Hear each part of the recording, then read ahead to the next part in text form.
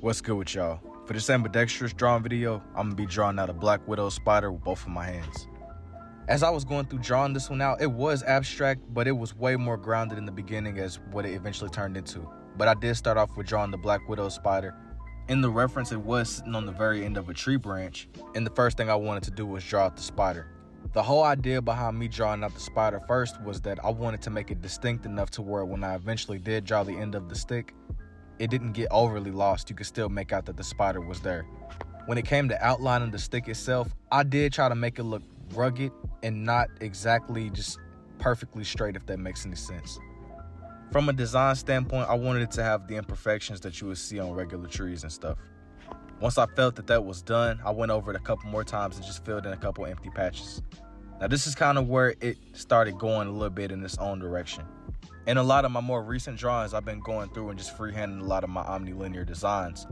But I'm trying to make it to where the colors are really intermixing and there's just a lot going on. It's not just distinct one colorway.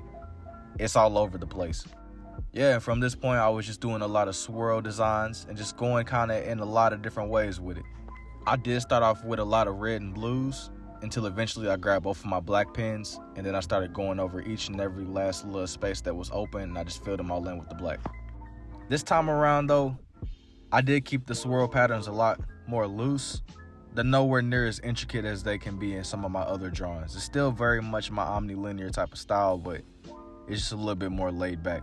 As of recently, I found myself in this middle ground where I haven't quite been able to grasp realism, but it's not quite abstract the way that it once was, which I appreciate this little middle stage because it has its own little uniqueness, you know. With that said though, I just started going over a bunch of different lines, just really bringing it to life and making it more vibrant. Anyways, here's for the red lens, and now for the blue. Let me know what y'all think about this one, and if you're interested in seeing more drawings like these, don't forget to like and follow, and I will see y'all in the next one.